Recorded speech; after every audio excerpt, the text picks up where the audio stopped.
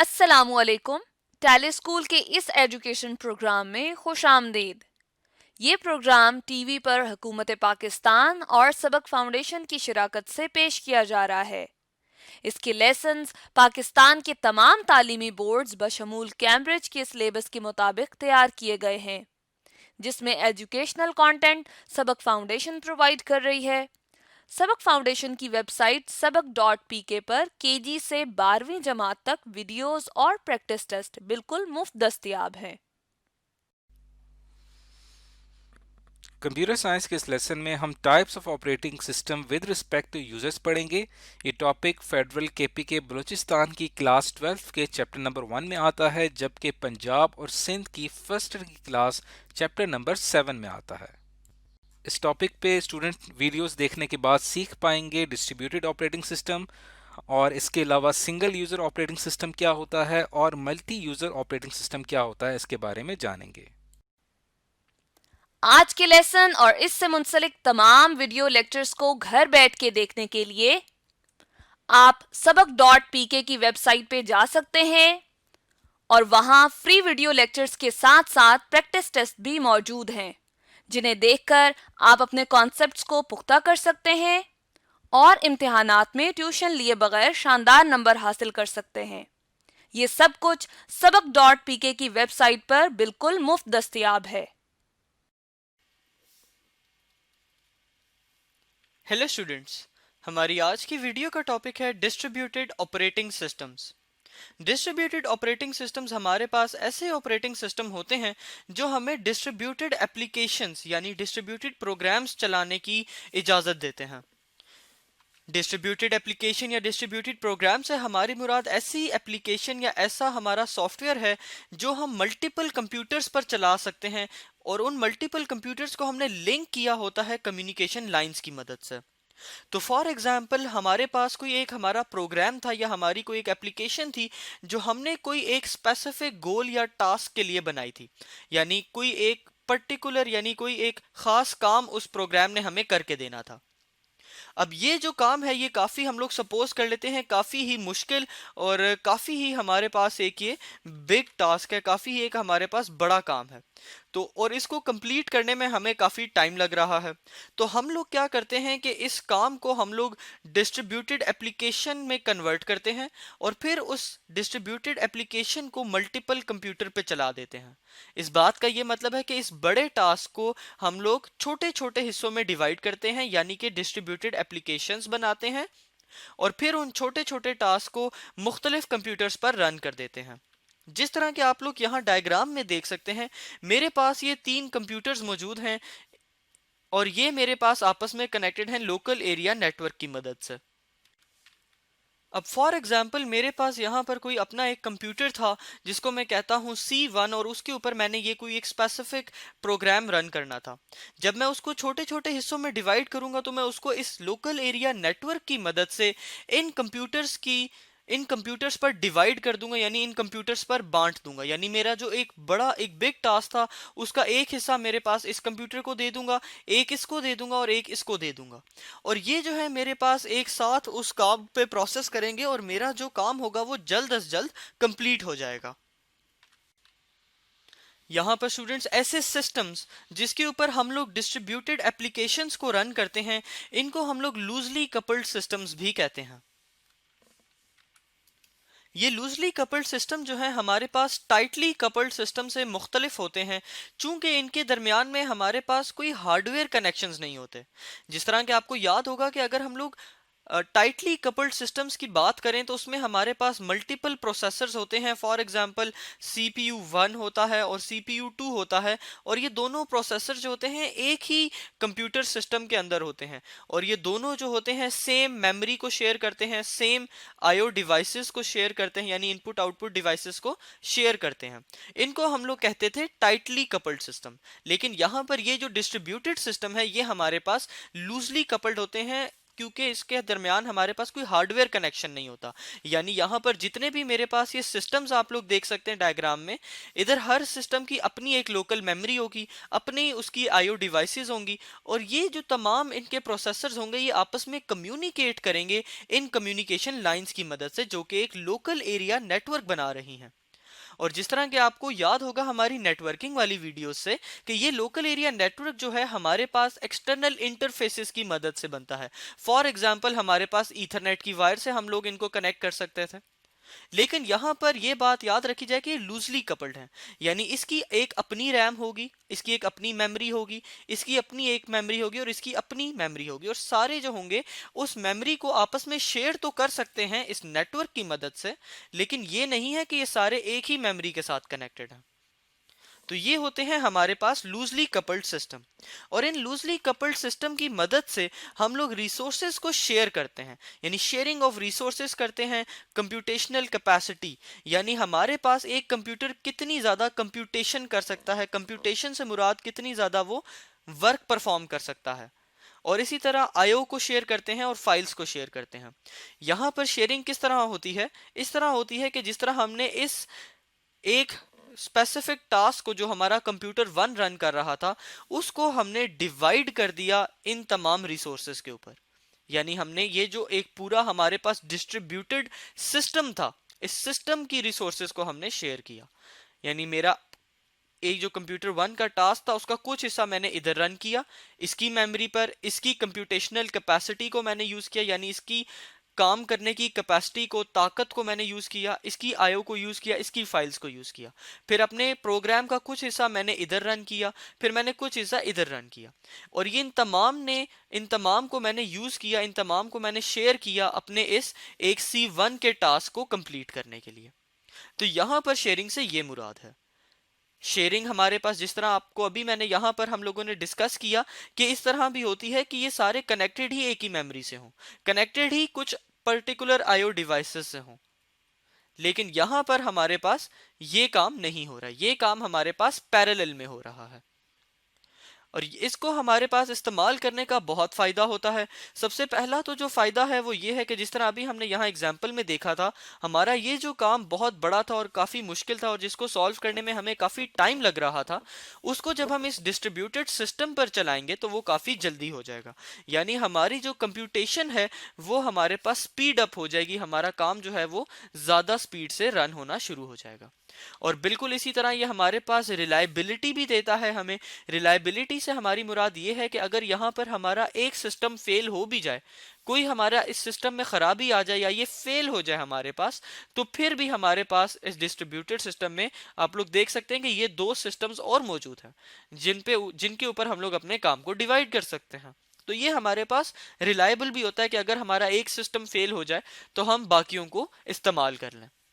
तो ये था हमारे पास डिस्ट्रीब्यूटेड सिस्टम, और ये जो तमाम डिस्ट्रीब्यूटेड सिस्टम है ये पॉसिबल बनाया जाता है, इसको मुमकिन बनाया जाता है इस तमाम काम को डिस्ट्रीब्यूटेड ऑपरेटिंग सिस्टम की मदद से। यानी यहाँ पर ये जो मेरे पास सिस्टम्स हैं ये आपस में एक दूसरे के साथ कम्युनिकेट किस तरह करेंगे, आपस में एक दूसरे के साथ ये लोग, यानी हमने बात किस तरह करेंगे, मैसेजेस सेंड किस तरह करेंगे, और हमने इन कंप्यूटर्स को जो मैनेज करना है वो मैनेज हम लोग किस तरह करेंगे। ये तमाम चीजें जो हैं ये हमारा डिस्ट्रीब्यूटेड ऑपरेटिंग सिस्टम जो है पॉसिबल बनाता है। यानी डिस्ट्रीब्यूटेड ऑपरेटिंग सिस्टम, हमारे पास एक ऐसा ऑपरेटिंग सिस्टम होता है जो डिस्ट्रीब्यूटेड सिस्टम के ऊपर, ये हमारे पास जो डिस्ट्रीब्यूटेड सिस्टम है, हमारा पूरा डिस्ट्रीब्यूटेड सिस्टम है, इस डिस्ट्रीब्यूटेड सिस्टम के ऊपर हमें इनेबल करता है कि हम लोग डिस्ट्रीब्यूटेड एप्लीकेशंस को रन कर सकें और अपने स्पेसिफिक गोल या टास्क को स्पीड अप कर दें और रिलायबल बना दें। Thank you students.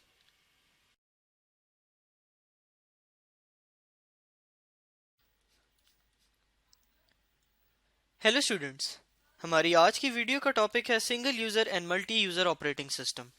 अपनी वीडियो को हम लोग आगाज करेंगे सिंगल यूजर ऑपरेटिंग सिस्टम्स के साथ।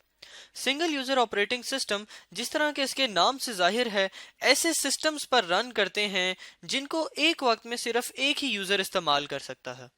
यानी अगर मेरे पास कोई एक ऐसा कंप्यूटर सिस्टम मौजूद है जिसको एक वक्त में सिर्फ एक ही यूजर इस्तेमाल कर सकता है, तो ऐसे सिस्टम्स पर जो ऑपरेटिंग सिस्टम चल रहा होता है उसको हम लोग सिंगल यूजर ऑपरेटिंग सिस्टम कहते हैं। फॉर एग्जाम्पल हमारे पास विंडोज हमारे पास एक सिंगल यूजर ऑपरेटिंग सिस्टम है।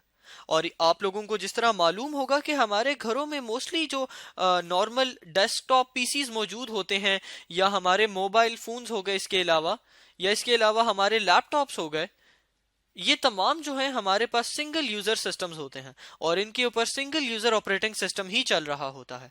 और यही वजह है कि हमारे पास इस डेस्कटॉप कंप्यूटर को या इन लैपटॉप्स को या मोबाइल्स को एक वक्त में सिर्फ एक ही यूजर इस्तेमाल कर सकता है। तो हम लोग लिख सकते हैं कि सिंगल यूजर पर कंप्यूटर एट अ टाइम, यानी एक वक्त में पर कंप्यूटर, यानी एक कंप्यूटर पर एक ही बंदा उसको इस्तेमाल कर सकता है। अब आगे चलते हैं और in single user operating system की दो टाइप्स को देखते हैं। हमारे पास सिंगल यूजर ऑपरेटिंग सिस्टम्स की जो पहली टाइप है उसको हम लोग सिंगल यूजर सिंगल टास्क कहते हैं। इस बात का ये मतलब होता है कि अगर मैं इस कंप्यूटर को इस्तेमाल कर रहा हूं और इस पर मैं एक वक्त में सिर्फ एक ही काम कर सकता हूं, यानी मैं टोटल नंबर ऑफ टास्क जो इस पे परफॉर्म कर सकता हूं, जो टोटल नंबर ऑफ काम परफॉर्म कर सकता हूं, वो एक वक्त में एक ही काम परफॉर्म कर सकता हूं, तो इसको मैं सिंगल यूजर सिंगल टास्क कहूंगा। सिंगल यूजर मुराद कि एक यूजर एक वक्त में, सिंगल टास्क से मुराद एक वक्त में एक ही काम। तो ऐसे ऑपरेटिंग सिस्टम को हम लोग सिंगल यूजर सिंगल टास्क कहते हैं। इस बात का ये मतलब है कि फॉर एग्जाम्पल अगर मैं अपना कंप्यूटर इस्तेमाल कर रहा हूं, तो आप लोग देखेंगे कि अभी तो हम लोग जो यूज कर रहे हैं उसमें हम लोग एक वक्त में एक से ज्यादा काम भी कर सकते हैं। फॉर एग्जाम्पल मैं कोई वर्ड की फाइल बना रहा हूं, साथ में बैकग्राउंड में सॉन्ग्स भी सुन रहा हूं और इसी के साथ में इंटरनेट भी इस्तेमाल कर रहा हूं। तो ये आप देख रहे हैं कि मैं 3-4 काम जो हूं एक साथ कर रहा हूं, तो ये मेरे पास मल्टीटास्क है, यानी सिंगल यूजर मल्टीटास्क सिस्टम है। लेकिन अगर इन्हीं सिस्टम्स में मैं एक वक्त में सिर्फ एक ही काम कर सकूं, यानी सिर्फ अगर मैं वर्ड की फाइल चला रहा हूं तो मैं सिर्फ माइक्रोसॉफ्ट वर्ड ही इस्तेमाल कर सकूं, बाकी इन दोनों को यूज ना कर सकूं, तो मैं एक वक्त में अगर एक ही काम कर सकता हूं तो उसको मैं सिंगल यूजर सिंगल टास्क कहूंगा। और अगर मैं सिंगल यूजर हूं कंप्यूटर पर और एक वक्त में एक से ज्यादा काम कर सकता हूं, तो मैं इसको सिंगल यूजर मल्टीटास्क कहूंगा। स्टूडेंट्स, आजकल जो हमारे पास ज्यादातर ऑपरेटिंग सिस्टम जिस तरह के विंडोज है, ये हमारे पास सिंगल यूजर मल्टीटास्क होते हैं।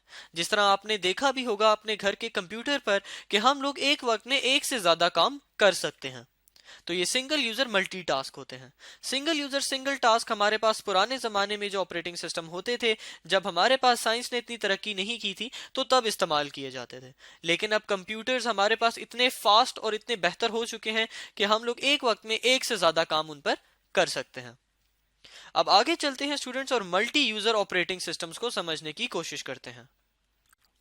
मल्टी यूजर ऑपरेटिंग सिस्टम, जिस तरह के इसके नाम से जाहिर है, हम लोग ऐसे ऑपरेटिंग सिस्टम को कहते हैं जो एक ऐसे कंप्यूटर सिस्टम पर चल रहा होता है जिस पर एक वक्त में एक से ज्यादा यूजर्स जो हैं काम कर सकते हैं। यानी अगर मेरे पास कोई कंप्यूटर सिस्टम है और उस कंप्यूटर सिस्टम को एक वक्त में एक से ज्यादा लोग एक्सेस कर सकते हैं, इस्तेमाल कर सकते हैं, तो इस बात का ये मतलब होगा कि उस सिस्टम पर मेरे पास multi user operating system run कर रहा है। इस बात को हम लोग लिख सकते हैं कि मल्टीपल यूजर्स पर कंप्यूटर एट अ टाइम, यानी एक वक्त में एक ही कंप्यूटर को मल्टीपल यूजर यानी एक से ज्यादा यूजर इस्तेमाल कर रहे हों। इसकी अगर हम एग्जांपल देखें तो यहाँ पर आप लोग देख सकते हैं इस फिगर में हमारे पास एक सेंट्रल प्रोसेसर मौजूद है, यानी कि एक हमारे पास कंप्यूटर सिस्टम मौजूद है जिस पे हमारे पास मल्टी यूजर ऑपरेटिंग सिस्टम चल रहा है। अब ये जो हमारे पास सेंट्रल प्रोसेसर है या ऐसा कंप्यूटर जिसके ऊपर मल्टी यूजर ऑपरेटिंग सिस्टम चल रहा है, ये हमारे पास 3 और कंप्यूटर से कनेक्टेड है। एक हमारे पास ए से कनेक्टेड है, एक हमारे पास बी से कनेक्टेड है और एक हमारे पास सी से कनेक्टेड है। और ये हमारे पास एक नेटवर्क की शक्ल में मौजूद है। और इस नेटवर्क की मदद से यहाँ पर जो मेरे पास सेंट्रल प्रोसेसर है, फॉर एग्जांपल यहाँ पे मेरे पास कुछ डाटा पड़ा हुआ है जो मेरे पास ए पे भी मुझे चाहिए, यानी टर्मिनल ए से हमारे पास मुराद यहाँ पे एक कंप्यूटर, एक यूजर हमारे पास है जो इस कंप्यूटर को इस्तेमाल कर रहा है। इसी तरह टर्मिनल बी से हमारी मुराद है कि हमारे पास एक यूजर बी जो है वो इधर बी कंप्यूटर को यूज कर रहा है। फिर हमारे पास इसी तरह एक तीसरा यूजर टर्मिनल सी पे मौजूद है, यानी कि पॉइंट सी पर मौजूद है। टर्मिनल से मुराद सिंपल एक पॉइंट है जहां पे हमारा यूजर बैठा हुआ है। अब हमारा यूजर, तीनों जो ये यूजर्स हैं, ये एक नेटवर्क के थ्रू इस सेंट्रल प्रोसेसर से कनेक्टेड हैं, और यहाँ पे हमारे पास सेंट्रल प्रोसेसर पे कुछ डाटा है जो इन तीनों को चाहिए। अब ये तीनों जो हैं इस डाटा को, इस कंप्यूटर को एक ही वक्त में एक्सेस कर सकते हैं, क्योंकि इस सेंट्रल प्रोसेसर पर हमारे पास मल्टी यूजर ऑपरेटिंग सिस्टम चल रहा है। और इस चीज को मुमकिन बनाया जाता है हमारे पास for example time sharing systems की मदद से। टाइम शेयरिंग सिस्टम्स का यह मतलब है कि हमारे पास पहले ए को 2 सेकंड के लिए ये वाला कंप्यूटर दे दिया जाएगा, फिर अगले 2 सेकंड के लिए बी को दे दिया जाएगा, और फिर अगले 3 सेकंड्स के लिए सी को दे दिया जाएगा। अब यहां पर हमने ये 2 सेकंड्स लिखा है, लेकिन असल में ये टाइम जो है हमारे पास बहुत ही कम होता है, यानी फॉर एग्जांपल 2 माइक्रो सेकंड्स। अब ये जो माइक्रो सेकंड्स हैं, ये हमारे पास इतना कम टाइम है कि ये हमें पता ही नहीं चलता कि कब हमारे पास ए से हटके बी की बारी आ जाती है, और फिर बी से हटके सी की बारी आ जाती है, और फिर सी के बाद दोबारा ए की बारी। तो ये हमारे पास क्योंकि टाइम इतना कम होता है, और ये जो हमारा टाइम शेयरिंग का सिस्टम है ये इतना फास्ट रन कर रहा होता है कि हमें लगता है कि हमारे जो तीनों यूजर्स हैं वो एक ही वक्त में इस कंप्यूटर को एक्सेस कर रहे हैं। इसकी अगर हम लोग रियल लाइफ एग्जांपल की बात करें, तो हम लोग किसी रेस्टोरेंट की एग्जांपल देख सकते हैं, जिसमें हमारे पास रेस्टोरेंट में एक हमारे पास मेन सर्वर मौजूद है, जो आप यहाँ पर देख सकते हैं। ये हमारे पास जो एक बड़ा सा एक सीपीयू हमारे पास है, एक हमारे पास यूनिट है पूरा, ये हमारे पास एक उसका सर्वर मौजूद है। अब ये जो सर्वर है ये हमारे पास कनेक्टेड है, रेस्टोरेंट्स में जितनी भी टेबल हैं उनके साथ कनेक्टेड है, और हर टेबल पे हमारे पास एक छोटा जो है कंप्यूटर पड़ा हुआ है। ये कंप्यूटर यहाँ पे डायग्राम में तो आपको बड़ा नजर आ रहा है, लेकिन ये कंप्यूटर जो होते हैं हमारे पास मोबाइल्स की शक्ल में या टच पैड की शक्ल में हमारे पास होते हैं। और ये हमारे पास जो है सारे जो भी टेबल्स पे हमारे पास ये टच पैड्स या ये जो कंप्यूटर्स पड़े हुए होंगे, ये हमारे पास कनेक्टेड होंगे हमारे इस मेन सर्वर के साथ। अब हमारे पास यहाँ पे यूजर के ऑर्डर्स आते हैं कि उन्होंने खाने में क्या ऑर्डर करना है, और हमारे पास जो भी मेन्यू है या जो भी डाटा है रेस्टोरेंट का, वो सारा हमारे पास इस मेन सर्वर पे पड़ा हुआ होता है। अब ये तो अगर हम लोग चाहें कि हर यूजर इस बारी बारी आए और इस सेंट्रल सिस्टम पे या हमारे सर्वर पे आके ऑर्डर करे, तो उसमें काफी ज्यादा टाइम लग जाएगा। तो हम लोग क्या करते हैं कि हर टेबल पे एक छोटा पोर्टेबल कंप्यूटर, यानी कि जिस तरह टच पैड है, वो रख देते हैं, और हर यूजर क्योंकि इस हमारे पास सर्वर के साथ कनेक्टेड होता है जिसके ऊपर मल्टी यूजर ऑपरेटिंग सिस्टम चल रहा होता है, तो एक ही वक्त में सारे यूजर जो हैं अपने ऑर्डर जो हैं वो यहाँ पर प्लेस कर देते हैं, और हमारे पास ये ऑर्डर्स यहाँ पे मेन सर्वर पर आ जाते हैं, जिसकी वजह से हम लोग अपने काम को काफी फास्ट बना ले।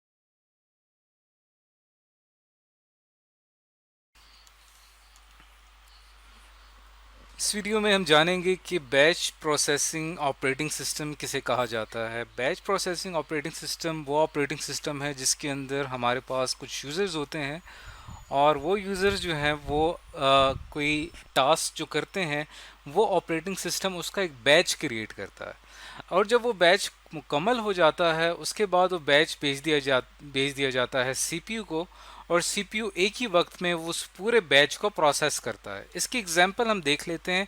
पहले की एग्जांपल इसकी ये लेते हैं। लेट्स सपोज एक शख्स है, वो क्रेडिट कार्ड का इस्तेमाल कर रहा है, तो क्रेडिट कार्ड की जो ट्रांजैक्शन है वो इस बैच में जाके स्टोर हो जाएगी। क्रेडिट कार्ड की जो ट्रांजैक्शन है वो एक जॉब है जो कि उस ऑपरेटिंग सिस्टम उसको रिसीव करेगा और उसको उस बैच में स्टोर कर देगा।